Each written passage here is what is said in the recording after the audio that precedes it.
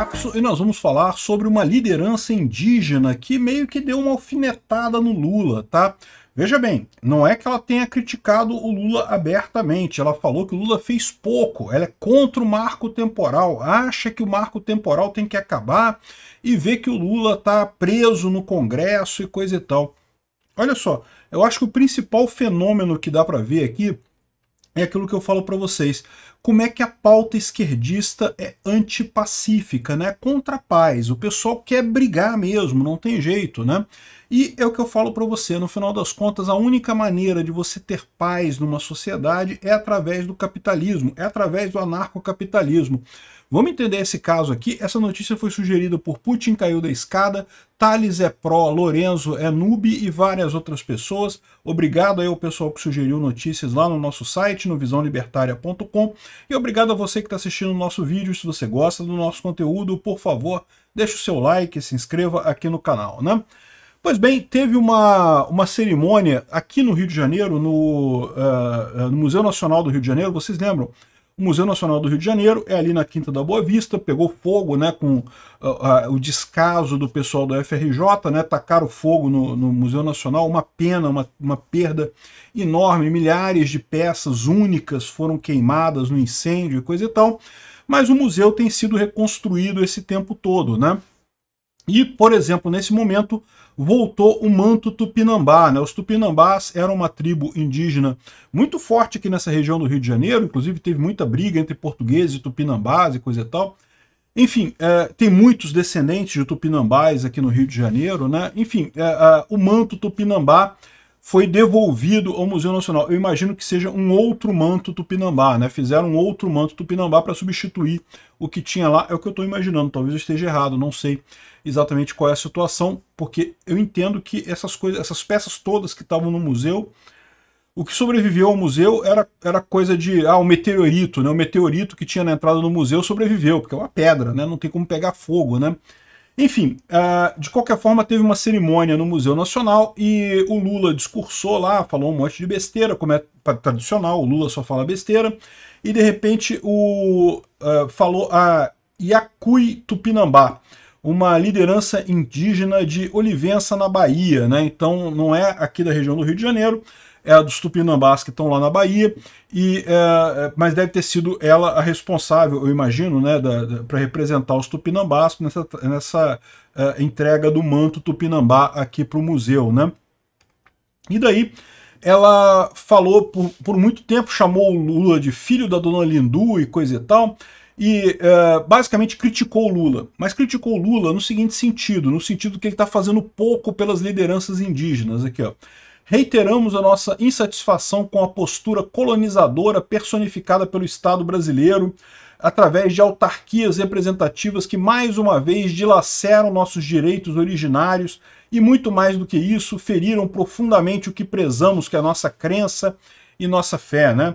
Ela falou um bocado de tempo, né? Nós somos violados há muito tempo, mas ultimamente o Estado e as instituições patrimonialistas desencadearam uma retirada de direitos com atentados contra a dignidade e a manutenção de vida.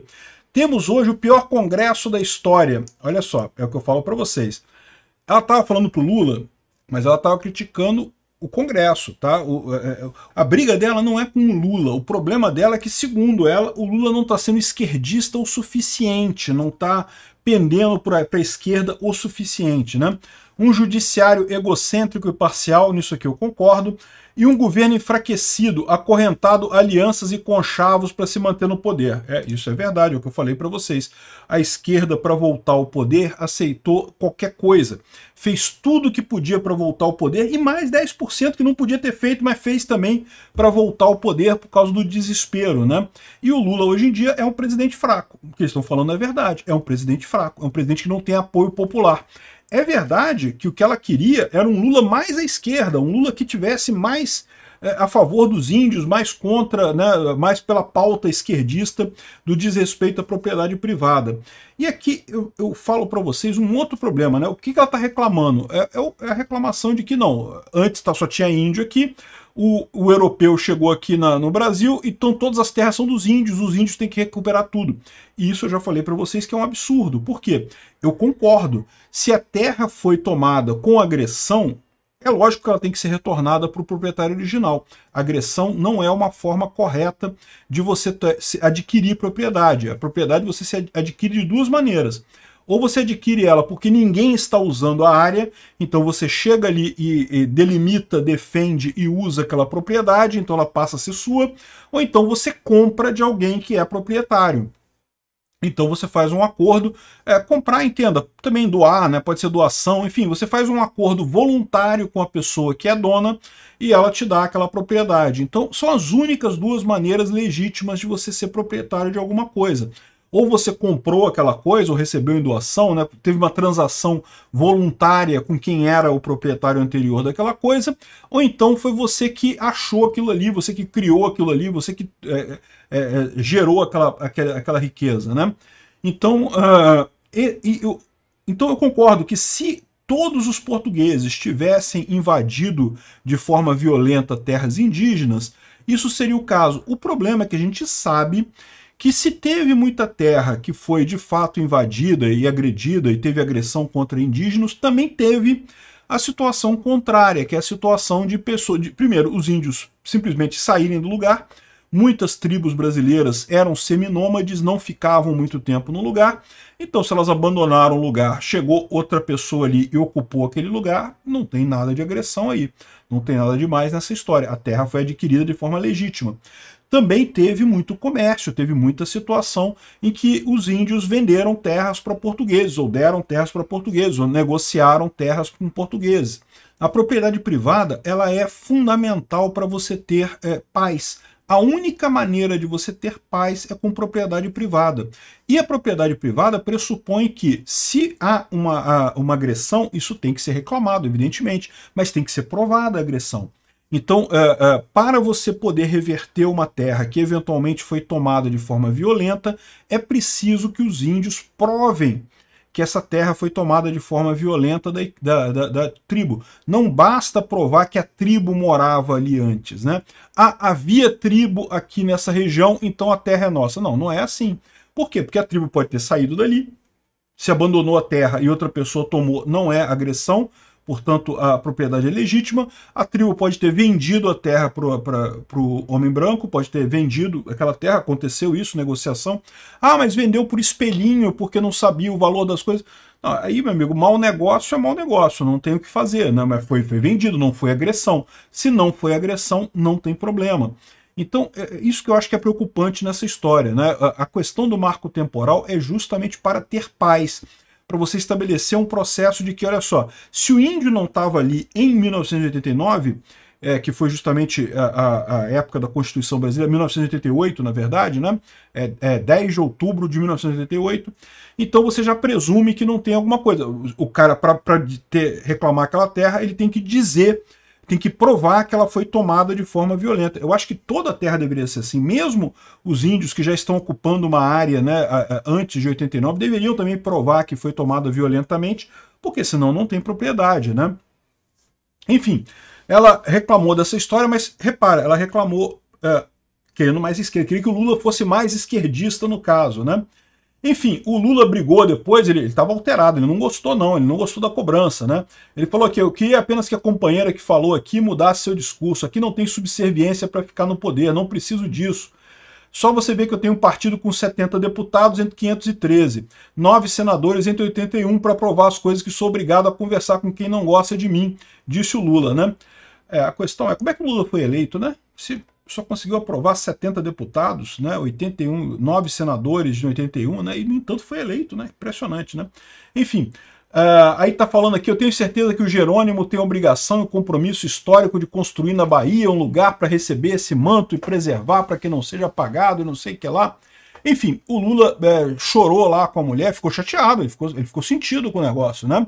Mas o fato é que esse é o problema do pessoal da esquerda, né? O que eles querem não é a paz, o que eles querem é a briga, o que eles querem é a confusão. Ao invés de buscar um mecanismo, né, uma forma, uma estrutura em que as pessoas possam viver em paz, eles querem dar um jeito de brigar, não tem jeito, né? E essa questão da briga do Lula com a esquerda, do Lula tá fraco, é uma evidência óbvia, né? Aqui também o pessoal, a avaliação negativa do Lula sobre o ambiente subiu muito, né? Ou seja, o Lula está sendo criticado também pelo pessoal ambientalista. Bom, é verdade, o Lula não fez nada, né? É aquele negócio, né? Tá pegando fogo a Amazônia agora, tá pegando fogo o Pantanal, uma situação crítica do caramba, o Lula não consegue fazer nada. Mas esse é justamente o problema da situação do Lula. O Lula é um presidente fraco. A esquerda achou que voltando ao poder a qualquer custo, conseguiria resolver o problema e atender todo mundo. E não vai, né? O que está acontecendo agora com a informação descentralizada e distribuída é que você tem inúmeras bolhas. Um monte de gente que quer coisas diferentes. O pessoal da esquerda quer ir pro lado da esquerda, não tem jeito, né? O pessoal da direita quer outra coisa, o pessoal militarista quer outra coisa, os monarquistas querem outra coisa.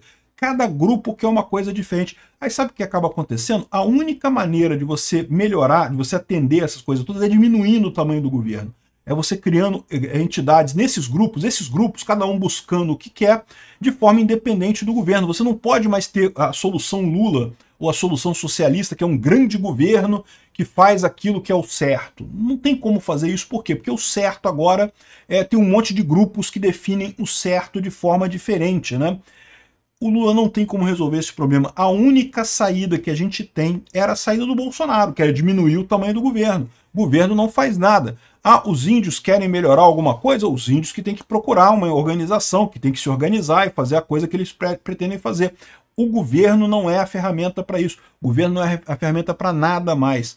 No final das contas, a solução é menos governo, no limite, zero governo. Obrigado por assistir o vídeo até o final. Bom, primeira coisa, antes de entrar na sua casa, então... Pô, o ângulo tá bonitaço aqui. Sério, né? mano? Tá top a luz, cara. Deixa eu ver também. Ó. Primeira dica que você pode dar, então, para quem quer começar no marketing digital, Tom? Começar no mercado digital? Cara, a primeira dica é você não ignorar o óbvio, né? Não ser aquelas pessoas Zé Ruela que acham que tem que fazer tudo ao mesmo tempo. Faz arroz com feijão, pô.